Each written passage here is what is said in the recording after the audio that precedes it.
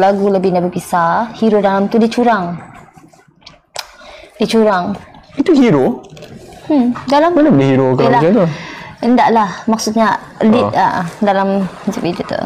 Hero tiada dalam music video tu. Hero nanti lagu yang seterusnya. Udah ada. Okay? Lagu apa? Lagu apa seterusnya? Lagu yang you cakap, I buat lagu untuk you lah. Ni pandai-pandai je ni. Ya. Pandai-pandai je ni. Lagu apa nama lagu tu? Apa nama lagu tu? Boleh ke kongsi tajuk dia tak? Mana tahu, I tengah tanya dengan jujur ikhlas. Okay, jangan sebab I tanya it will get into trouble. I tanya baik-baik Boleh ke ni lah, tak boleh kan? I tak boleh share lah tajuk lagu, tapi tajuk lagu, okay, boleh bagi hint tajuk lagu dia ada kena-mengena dengan ucapan YB pada masa Primavera punya meet and greet. Okay dah. Banyak tu I cakap masa meet and greet tu. Adalah. Ada cakap saya pilihan nombor 4. Takkanlah.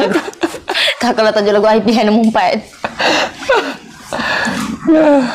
Permulaan dan pengakhiran.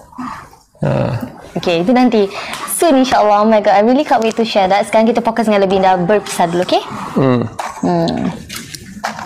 Yang penting pengakhir panjang sangat yang tu. Korang ni kelakarlah diorang ni kan?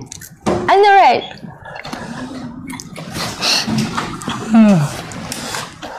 Itu panjang sangat tajuk lagu macam tu, tak boleh. Yang penting perakhiran panjang now. Okay, orang tanya kenapa tak ada set botol merah dan putih. Sebab itu dua-dua perempuan.